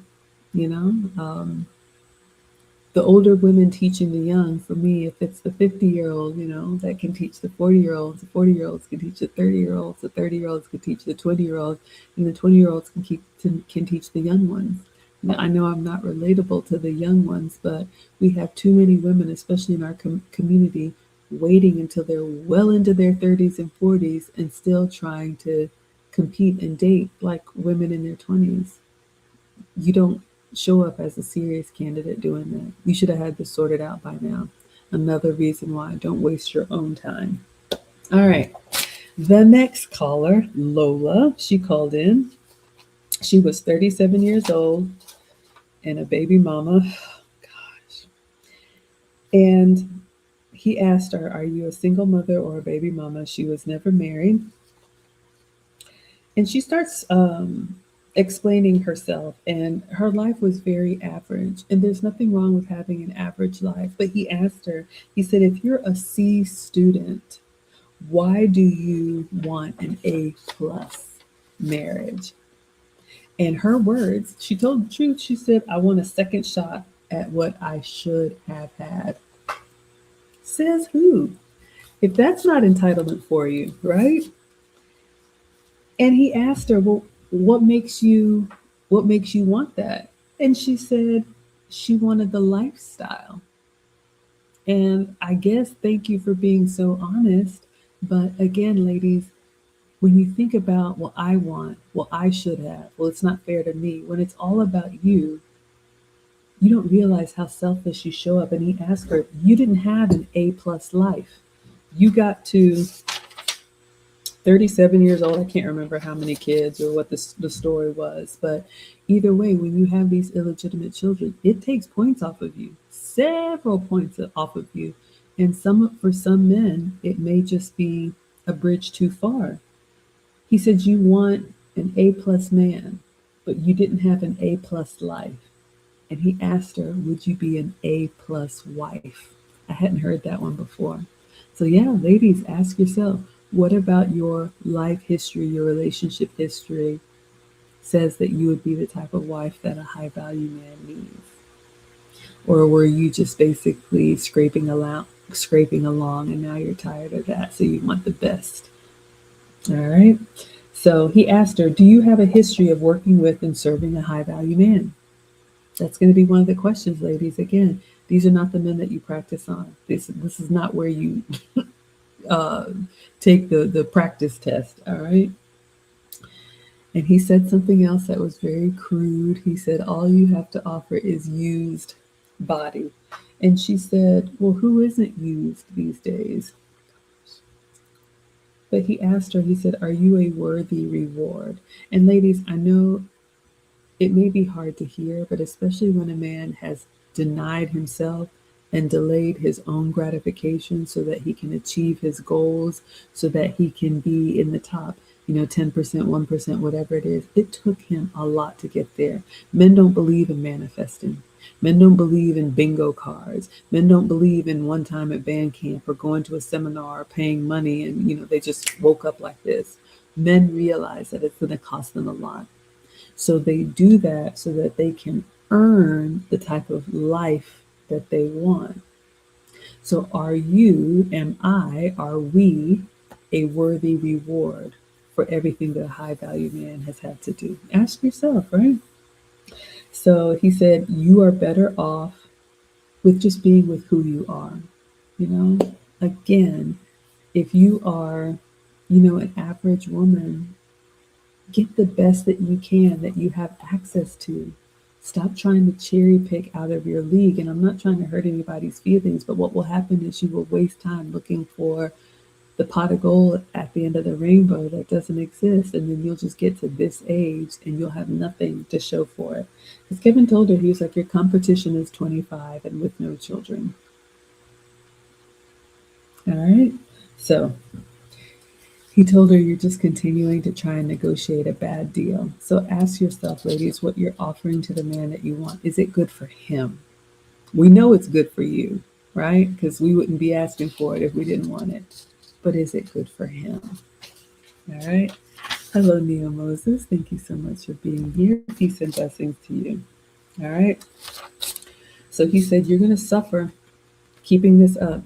You're going to overlook the men that are at your level, and there's nothing wrong with a good man. A good man can change your life." All right. The next woman that called in, I think this was the last one, Brittany. Oh my goodness.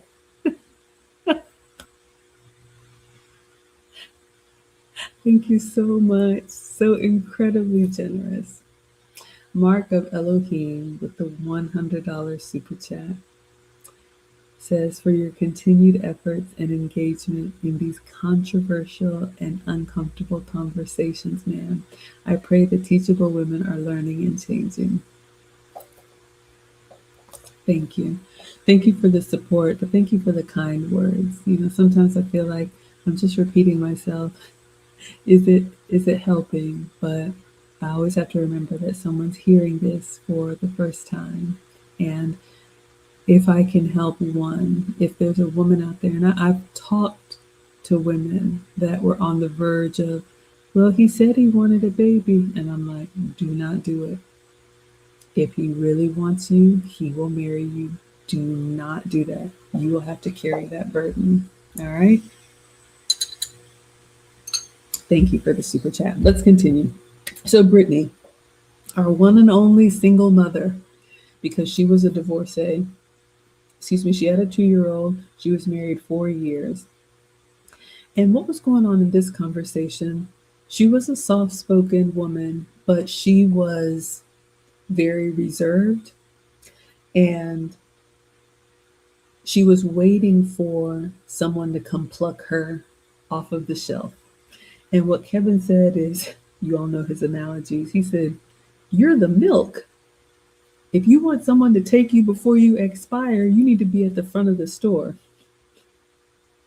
The analogies are something. But he was talking about, and I know this is a touchy subject, but he called it the prosperity preaching, but also, ladies, this manifesting, this going to these conferences, taking courses from women who have not achieved what they're telling you to do. All of this investment and distraction and wishing upon a star, he said it has made women passive. And the problem is that our competition is not passive. In other communities, women are taught to look for the men that are upwardly mobile. But here's the difference, ladies. In other communities, they are taught to seek them out while they are still building and growing. And if it helps, one of the things that I tell the students is that don't just listen to what a man says. Watch what he does. And are his actions lining up with where he says he wants to go? When I reconnected with Mr. President, he told me he was on an executive track. He wanted to be one of the Black VPs in Atlanta. He had like a mentor. He was doing all this executive training, and he was working towards his goal with or without me. So we have to be able to read the tea leaves and say, okay, this man is going somewhere. Do I want to be there when he arrives? Other women are taught to hitch their wagon early and hold on, and then they get the benefit at the end. In our community, we're told to sit and look at our men and be a thorn in their side, and then, well, maybe if he proves himself, maybe I'll give him a chance. That's not helping us, ladies, because now you're competing, and it's going to be so, so, so much harder. All right. So the passiveness, you don't have to be masculine about it, but sitting back and just saying, well, I just, I want to make sure he really likes me. You can smile, you can make eye contact, you can ask around, you can drop your virtual handkerchief, or you can just sit back and let time pass you by. That's an option too. All right. I don't think that should be. Okay. So he asked her, even in scripture, a lot of women talk about Ruth and Boaz, but was Ruth sitting back or was she out in the field working when Boaz saw her? All right. So men are going to be watching. They're going to be looking for how we show up. They're going to be checking to see if we're doing that consistently, or are we just selling them a pipe dream? Because here's the other thing, ladies, especially with high value men, they got time. They will wait it out. We're the ones that are trying to rush. We're the ones trying to lock it down, but they have already done the hard part. So they have no problem waiting and saying, we'll see. They will put you through the test, right? Savage says people appreciate honesty. Be honest with yourself and respect it. Build and grow and shape yourself into what you strive for. That's what our men are doing. That's what the men that we want are doing. All right. Next level says the sell by date is real. I know, I know. Free agent says like going to the dealership if you want a high end car, you only qualify for it. Kia, I think you said that in this episode. A great man wants a reliable, dependable woman. Absolutely, absolutely. Okay, so he was telling her, about churches and these single ministries. I'm not going to say anything about that, but ladies, just look at the spaces where you spend time. Is it chock full of the type of men that you want, or is it chock full of women telling you how to get the men that they don't have? All right. So, that being said, when you do come across one, are you what he wants? I think this woman was young and relatively fit, but he said we think she was an attorney too, but one of the disconnects, ladies, is that we can show up academically or professionally astute, but when it comes to the nature of a man and how to communicate with men and how to relate to men, he said we are goofy and dumb.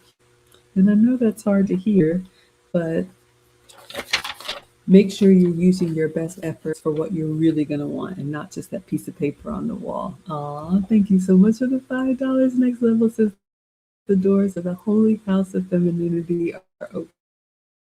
You're too kind. Come on to the altar. Am I? I love that. Thank you so much. Chasing Grace, thank you. Oh, this young lady is listening and thankful. Oh, I love that. I love it when we have the young ones in. That is my heart. That's what's going to save us, y'all. It's over for, women like me. What I can do is enjoy what I've already built and try to pay it forward. But the young ones that are hearing this and making the changes in their prime, that's what I think about every day. My young wives, my young married mothers, the young ones who are either saving themselves for marriage or maybe they bump their head one time and they're like, I don't want to do that again. That's my heart. I will move heaven and earth for you. All right. So, do you know these high value men? Again, we've established that you don't need to go looking for this. All right. So, in wrapping this up, Kevin said, the women who tell you what men want, they're single. So, be very careful about that, ladies. All right.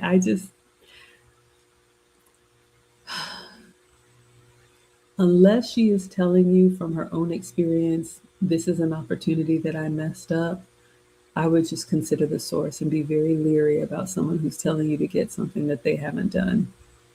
High Vibe says, no, it's not over for women of a certain age. Okay.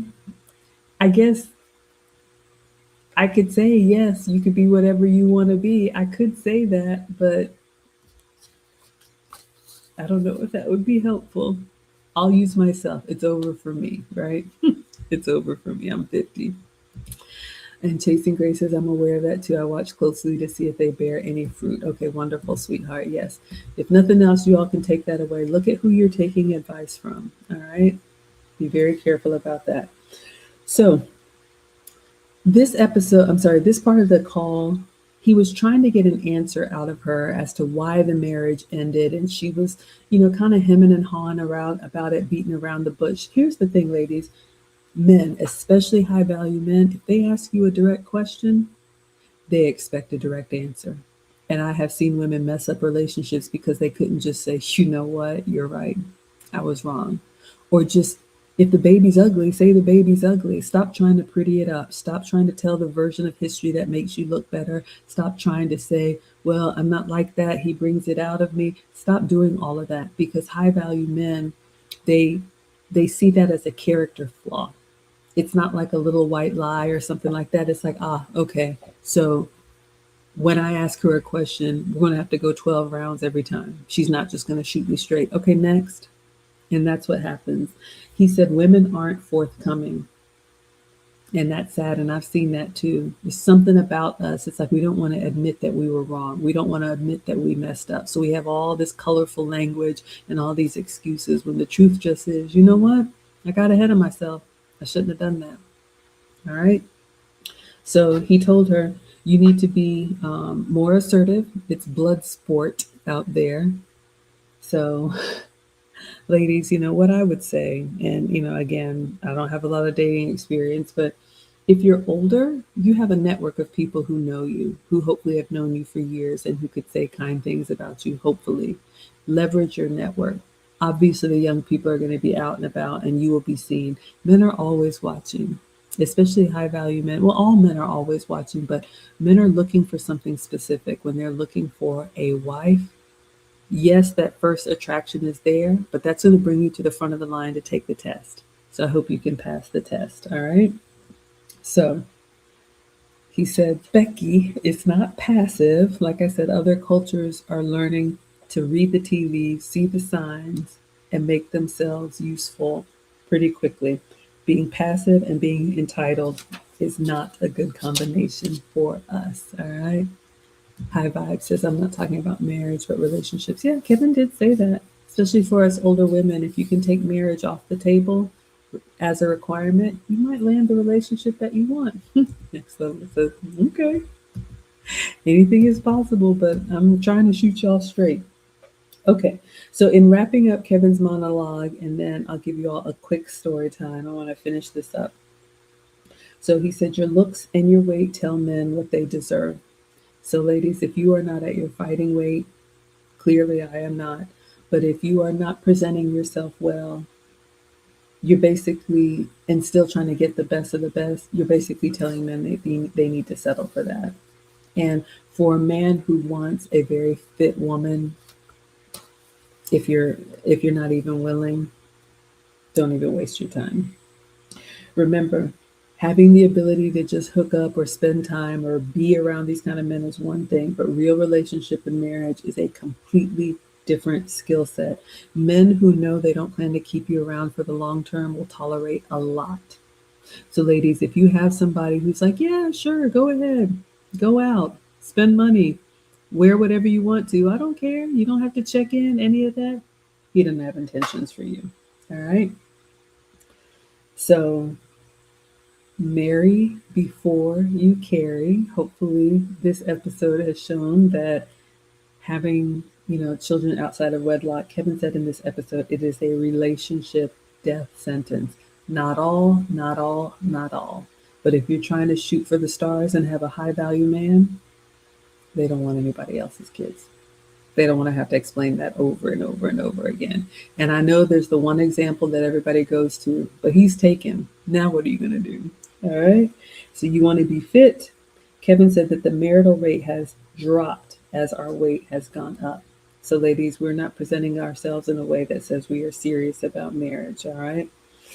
Kevin also said in this episode he thinks a large amount of women have an undiagnosed depression. I am not a doctor, but it is only human nature to want to couple up and have a lifelong relationship or marriage.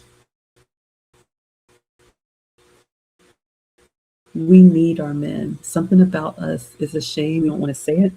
But Kevin said you cannot outrun biology. All right. So not having a man, it is making women depressed. And I think about that celebrity who said that marriage is bondage. I think those are some of the most sad women because they're pretending that it doesn't bother them. But everything about them is screaming they want to be spoken for. Admit that you need a man. I need a man. I need a man. I love Mr. President, and he is the priority. All right. So let's stay fit. Let's watch the attitude and the masculine behavior. Your weight's going to go up a little bit when you have a baby. That's fine. Men will expect that if it's their own. All right. But do your best because our competition sounds happy and hopeful. All right. So that one was a lot. That was a heavy one. But I wanted to give you all a little bit of story time, and then we're going to end it here. I had an experience a few weeks ago that I've really been thinking about. So I'm in a relationship with, I guess what you would call a high value man. And he's a vice president for a very large company. And I also work for a vice president. And I had to travel for work recently. Some of you all who follow me saw I traveled out of state for work. And I got a wake up call about how these kind of men move. Meaning, I didn't realize, I knew Mr. President kind of treated me with kids' gloves. I knew he was soft on me. I knew I had a lot of grace with him. But oh my goodness, traveling for work, literally getting off the plane, and that executive is right there at my gate. And it was work all the way in the shared Uber to the office, work, work, work. And, I'm trying to carry my bag and, move fast. Men that are tall have these long strides, and I'm trying to keep up. And, he's just yanking his bag and, going down the stairs and everything. And I just felt so, I don't know what the word is, but it was very humbling and it was very eye opening immediately. It was 3 days and, work all day and then evening events and then plan for the next day and in the Uber talking shop and just shaking hands and kissing babies. And I'm not complaining. I'm grateful to have a job, but I realized that when you belong to a man, there's a covering there that he shields you from the harshness of life. Two vice presidents, one I belong to, one I work for. And when you are around a man that sees you as, a resource, a nice person, it is a very different experience. And I'm grateful for that humbling experience. Like when I finally came home after 3 days, I told Mr. President, I was like, oh my God, I am so grateful for you. I mean, I tell him that all the time, but I said, babe, it is so different out there. If that was my life all the time. So just be careful, young women, especially the professional women, you will wear yourself down trying to be one of the boys, trying to keep up, trying to be in those spaces. It is so much better to work with your man, build something together, someone who's really going to love you, who's going to know if you need to take a break, who's going to be able to sense if you're starting to shut down, who's going to be considerate of, do you need to eat anything before we go? Because the world does not care. And here's the thing, not even trying to be mean, but the outside world, you are a resource. You are, a cog in the wheel. You are just a consumer. You are a client. You are just whoever you are. And it was very insightful for me. So, ladies, like I always tell you, if you got a good man, whether he's high value or not, hold on. You don't want to be out here just trying to figure it out. And, for my young professional women, take that example and realize that, and understand that only the men who love you are going to care for you. The world is not going to care. All right. Chasing Grace says it's true. Thank you so much. Lumney says, any advice for married women looking for healthy friendships? Oh, I love that one. Um, so friendships come when you have, like-minded interests and goals. It's going to be difficult. I would probably say, other happily married or women who support marriage. I would stay away from single women. It could just be very draining. But whatever activities that you like, I would try to, like, I like the arts, but I would try to, maybe do a few activities or some spaces in your own and of your own. And then from that environment, find the women that you connect with. Maybe you have to host a party or a tea or something like that, but it is difficult, especially as we age. It's natural for people to kind of separate off. But when you have shared hobbies or shared interests, the conversation starts more naturally. So, maybe it's kids group stuff at school. But sometimes you have to say, hey, you know what? I'm doing a little, I'm going consignment shopping, would you want to go or something like that? So hopefully that's helpful. Next level with the $5. Thank you so much. May 5th will mark 4 years since Kevin Samuels passed. Oh my goodness. Next tomorrow, his words are ringing prophet. Women mocked his death, but is it funny now? It wasn't funny then, and it's not funny now. I miss him so much. He was incredibly gracious to me, and I'm so grateful. That's where it all began, right? Free agent says, retire, you will realize the world does not care. It doesn't. So hopefully this is helpful. If you all like this content, I will be back tomorrow night, the ladies' table with Ask a Brother podcast, Better Love Movement, and the Crimson Cure. We're going to be talking about the celebrity that just had this major breakup. Y'all know who it is. But let me say thank you so much to Mark of Elohim for the $100 super chat. I am so grateful. Good evening, Danielle on Instagram. But I'm going to let you all go. And thank you so much. I will be back next time when the Kevin Samuels channel posts more content.